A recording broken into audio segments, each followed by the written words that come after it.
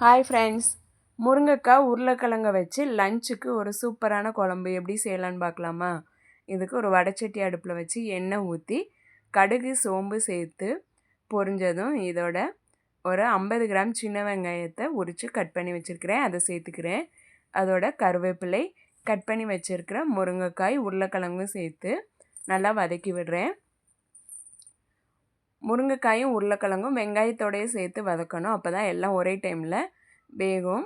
ஃபஸ்ட்டே வெங்காயம் வதக்கிட்டு அப்புறம் முருங்கைக்காயை போட்டோன்னா வெங்காயம் கரிய ஆரம்பிச்சிடும். அதனால தான் எல்லாமே ஒன்றா சேர்த்துக்கிட்டேன். இப்போ இதோட தேவையான அளவு உப்பும் சேர்த்துக்கிட்டேன். காய்கறியில் கொஞ்சம் வதங்கினதும் இதோட ஒரு 2 தக்காளியை மிக்சியில் சேர்த்து அரைச்சி வச்சுருக்கிறேன், அதையும் சேர்த்துக்கிறேன்.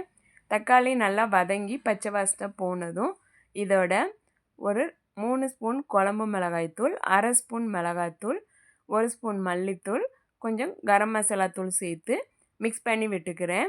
மசாலா நல்லா வதங்கி பச்சை வாசனை போனதும் இதோட தேவையான அளவு தண்ணி சேர்த்து நல்லா காய்கறியை வேக விடுறேன்.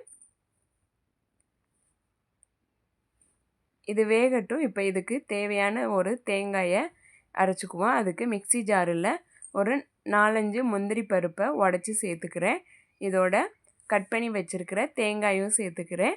கொஞ்சமாக சோம்பு, ஒரு சின்ன துண்டு பட்டை, 2 கிராம்பு, அன்னாச்சி பூவில் 2 இலை, அதையும் சேர்த்துக்கிறேன்.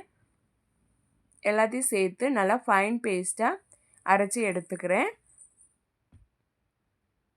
குழம்பு நல்லா கொதித்து காயெல்லாம் நல்லா வெந்ததும் இதோட அரைச்சி வச்சுருக்கிற தேங்காய் பேஸ்ட்டையும் சேர்த்து மிக்சி கழுவி அந்த தண்ணியையும் சேர்த்துட்டு குழம்பு நல்லா கொதிக்க விடுறேன். ஒரு 2 நிமிஷம் குழம்பு கொதித்ததும் இதோட மல்லி இலை தூவி இறக்கிக்கிறேன். சூப்பரான முருங்கைக்காய் உருளைக்கிழங்கு குழம்பு ரெடி. நீங்களும் செஞ்சு பாருங்கள். இந்த வீடியோ உங்களுக்கு பிடிச்சிருந்தால் லைக் பண்ணுங்கள், சப்ஸ்கிரைப் பண்ணுங்கள், கமெண்ட் பண்ணுங்கள். தேங்க்யூ.